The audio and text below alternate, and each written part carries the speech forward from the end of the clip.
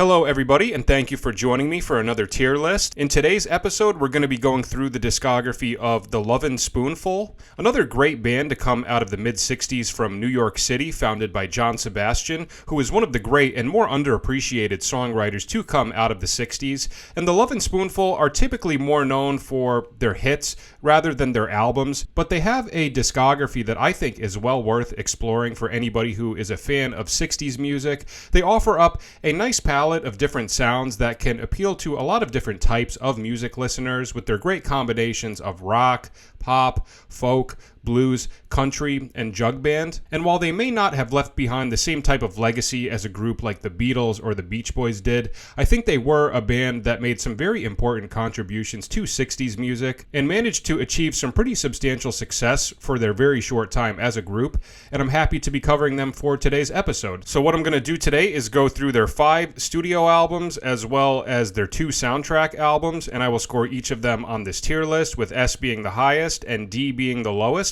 and I'll talk a little bit about each album, let you know my thoughts, and we will see where we end up. And please feel free to let me know your thoughts in the comments, where you agree and disagree, and how you would rank these 7 albums. I would love to hear your thoughts. Alright, I think that's about it. Let's jump right into it.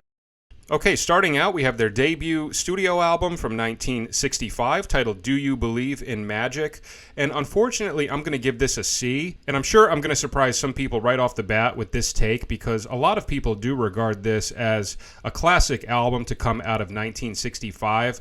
But it is a record that I do struggle with for a variety of different reasons. But in spite of that, it does have some positive qualities to it that do help redeem it a bit. But in the context of the Lovin Spoonful discography, this is definitely one of the albums that I rank on the lower side. Stylistically, this album dips into a few different styles, giving us this blend of rock, pop, blues, jug band, and folk. And it's 12 tracks long with 6 songs on each side, and only 5 of the 12 songs on here are originals, with the rest of them being covers or adaptations of traditional songs. And one of my big issues with this record is that I'm not a big fan of most of the covers, and I think the originals are all the strongest points throughout this track listing. And I think if it had been mostly originals, it definitely could have been significantly better, because John Sebastian is already writing absolutely spectacular songs right from this first record. For side 1, we have 6 songs, and it kicks things off perfectly with the title track, Do You Believe in Magic? The song that most people know the Lovin Spoonful for, and it's an incredible track, one of their classics,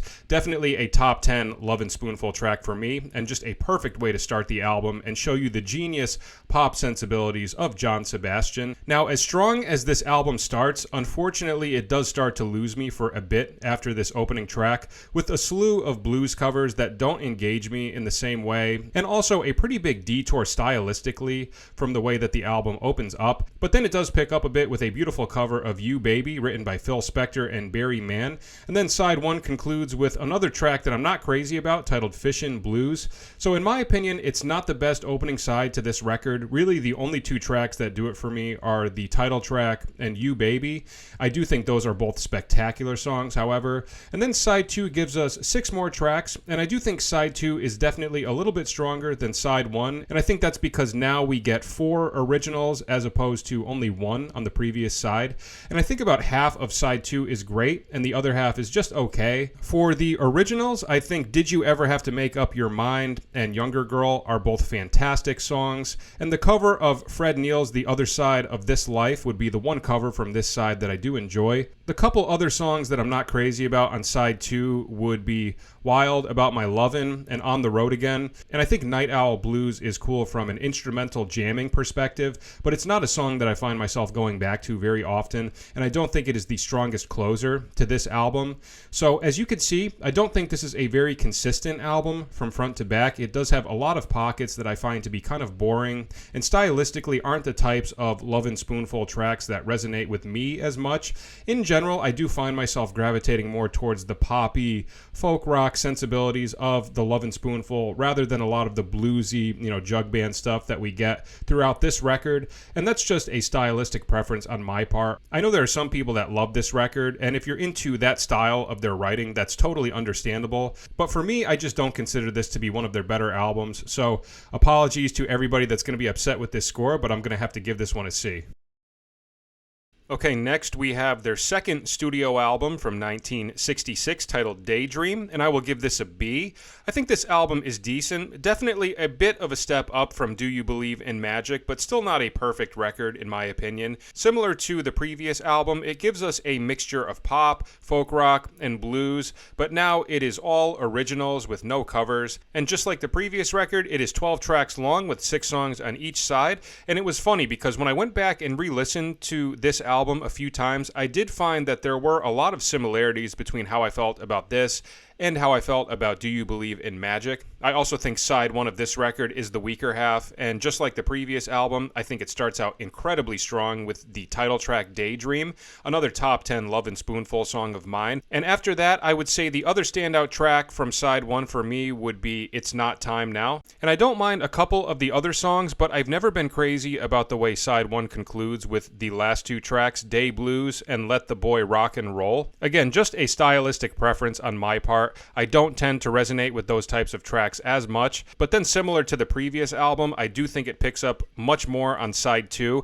Again, I don't think every song is a home run, but it does have some really exceptional moments. I think Didn't Want to Have to Do It is a breakout track for the songwriting of John Sebastian, showing him go into deeper emotional territories and producing one of the best ballads of the entire Lovin Spoonful discography. And in addition to that, You Didn't Have to Be So Nice is my number one favorite Lovin Spoonful song, and that's another reason why it felt fitting to put this one tier higher than the previous album. In my opinion, that track is one of the best 60s pop songs of all time. I can never get tired of that song.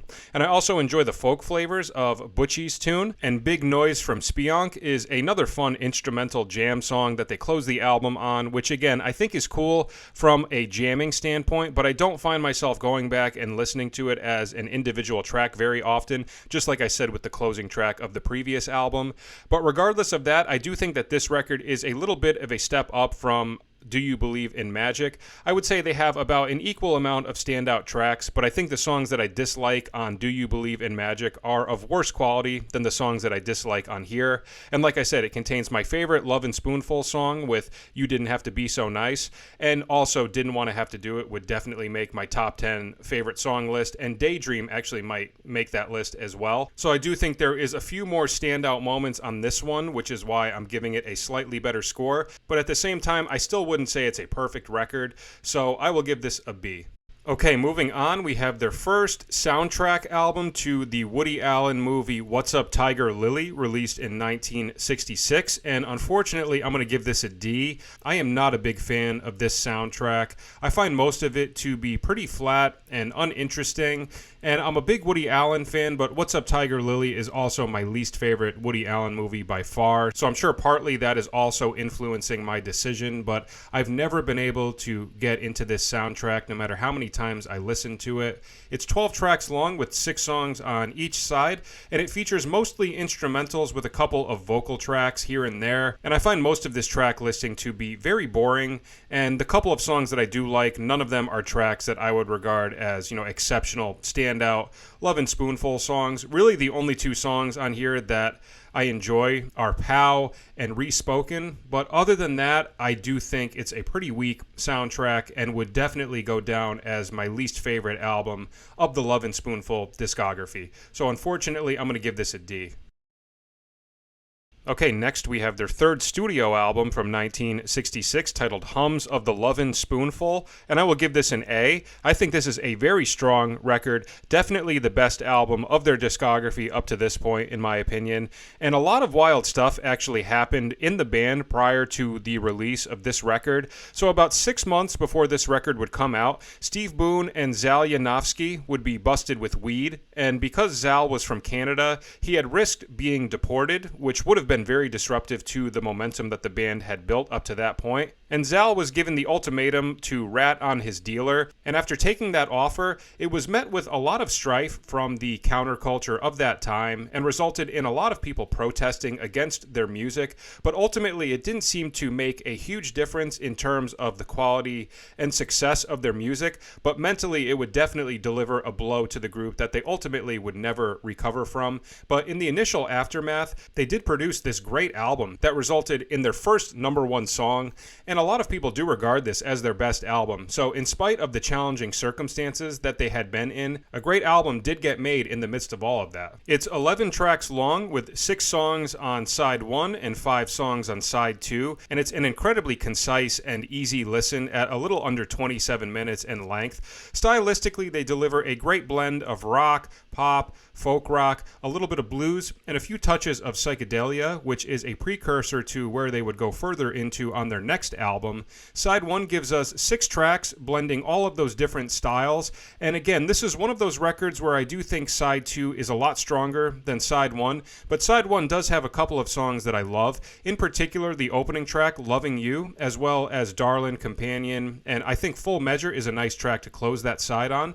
The only song I would say that I dislike on side 1 would be Henry Thomas. I just find the instrumental timbres on this one to be a little harsh to the ears and challenging to listen to, but once we get to side 2, things really pick up. I think it's an almost perfect side of music from front to back, giving us 5 tracks with 3 of the 5 being singles, Rain on the Roof, Nashville Cats, and Summer in the City, which was the only Lovin' Spoonful track to ever reach #1, and an absolutely spectacular track and perfect closer to the record. That song would definitely make my top 10 favorite song list, and Rain on the Roof is absolutely beautiful. Nashville Cats has such a fun, playful pop and country vibe that complements the other tracks on this side beautifully, and while these 3 singles are all incredible, my personal favorite track from side 2 is actually Coconut Grove. That's my favorite song from the entire record, and again, a top 10 favorite Lovin' Spoonful track for me. A beautiful song with lush instrumentations and just such a dreamy vibe. The only song that I could do without on side 2 would be 4 Eyes. I think that song is pretty boring in comparison to everything else on this side, but I do think the other 4 songs on side 2 are all absolutely spectacular. In my opinion, probably the best side of music of any Lovin' Spoonful record, and ultimately why I put it all the way up into A tier, because like I said before, I don't think side 1 is as strong as side 2.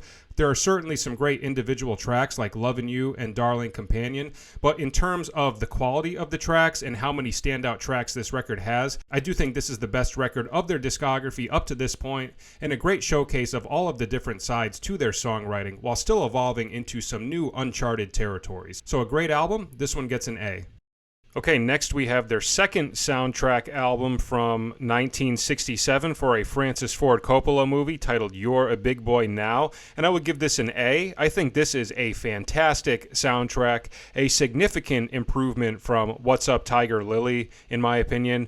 It's 14 tracks long with 7 songs on each side, and I love getting to hear this side of John Sebastian's songwriting with an incredible mixture of beautiful instrumental tracks that feature really pretty melodies, great instrumentations, and moods that create such vivid imagery that are perfect for a movie. My favorite instrumentals on here would be Lonely, Kite Chase, Try and Be Happy, Letter to Barbara, and Miss Thing's Thang. And in addition to these awesome instrumentals, it also has a couple of incredible vocal tracks like the title track, You Are a Big Boy Now, as well as Girl, Beautiful Girl, and Darling, Be Home Soon, which became a hit for them and is another classic of their discography. And all in all, I just love the wide palette of different sounds that we're getting from John Sebastian's writing on here, and I think both the instrumentals and the vocal tracks were executed beautifully, and I would regard this as one of the great soundtracks to come out of the second half of the 60s. So a great record. This one gets an A. All right, moving on, we have their 4th studio album from 1967 titled Everything Playing, and I will give this an A. I think this is a very good album. This would go down as my favorite record of the Lovin' Spoonful discography, and I think at this point in their records, it's a nice little change of pace, veering off into some psychedelic rock sounds while also containing those core elements of the folk rock sound. And once we get to the year 1967, it wasn't uncommon for a lot of already established rock and folk rock groups to dip their toes into psychedelic writing, and I don't think it's always successful with every group, but in this case I do think they pulled it off particularly well, and I think John Sebastian's writing and pop sensibilities do translate very well to the psychedelic side of things. It's also worth noting that this was the first album to not feature Zal Yanofsky, with the exception of one song that he had recorded, but he had left the group due to disagreements and tension between him and John and other other members of the group, and he would be replaced by Jerry Yester. This album is 11 tracks long with 5 songs on side 1 and 6 songs on side 2. Side 1 gives us a nice blend of different styles with the very psychedelic sounds of the opening track, She Is Still a Mystery, as well as 6 O'Clock. Both are fantastic songs, and She Is Still a Mystery is a particularly strong opening track that does a great job of setting the stage for this record. In addition to those psychedelic sounds, we also get a more rocking track with Priscilla Millionera, as well as the folk and country vibes on Boredom. And then tying it all together beautifully, we have the closing track of side 1, titled Forever, written by Steve Boone, a beautiful and adventurous instrumental track with great orchestrations and some psychedelic qualities to it as well. So all in all, I think side 1 is very strong. The only track I could do without is Priscilla Millionera. And then side 2 continues with another 6 tracks, again giving us a blend of styles with some more artsy pop songs that have psychedelic elements to them on tracks like Old Folks, Try a Little Bit, and Close Your Eyes. We have another rock track with Only Pretty, What a Pity, and we get the folk rock flavors on Younger Generation and Money. I think this is another very strong side of music with 2 tracks on here that would make my top 10 favorite Lovin Spoonful song list with Old Folks and Close Your Eyes. I absolutely love that short little intro to Old Folks. When the flute comes in, it adds just such a sweetness to the sound and really creates some very dreamy and psychedelic imagery. And I think Close Your Eyes is probably my favorite closing track of any Lovin Spoonful album.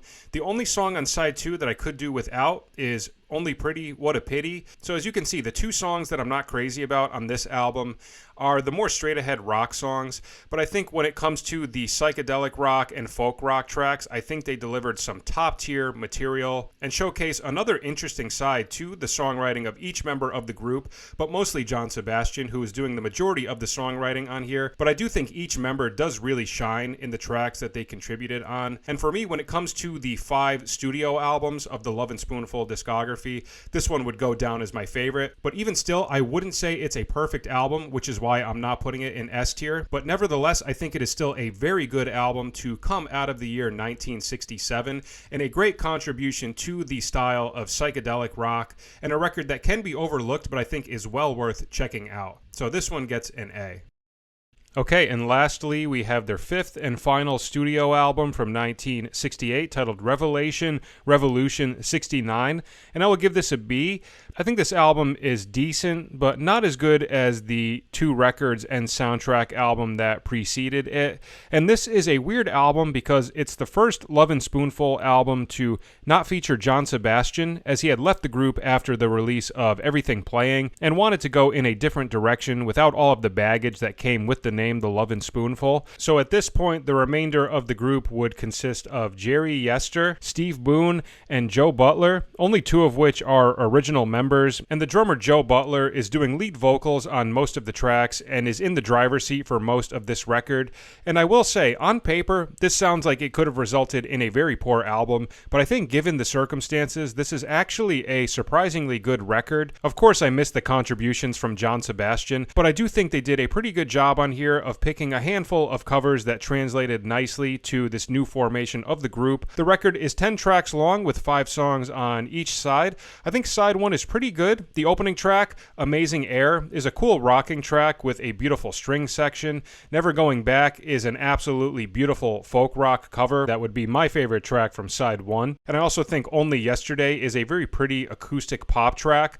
The only song I don't like on side 1 is the closer, War Games, which is a 7-minute sound collage that I find to be very hard to get through. Definitely a challenging listen, and it completely disrupts the momentum that side 1 had established. Side 2 then delivers 5 more tracks, opening up with Till I Run With You, which I think is a very solid cover, one of a couple Bonner and Gordon songs that were on this track listing. And this one definitely gives us some Beatles vibes, which I love. And then the 2 tracks that follow that I think are okay, but nothing special, with Jug of Wine and the title track, Revelation Revolution 69. 1969. But after that, I do think the last two tracks of the album are particularly strong. I absolutely love the cover of Me About You by Bonner and Gordon. That would be my favorite song from this album. It's a great track. I also love the Turtles version of it, and it's nice to hear this interpretation of it as well. And believe it or not, this is another track that might make my top 10 favorite Lovin Spoonful song list.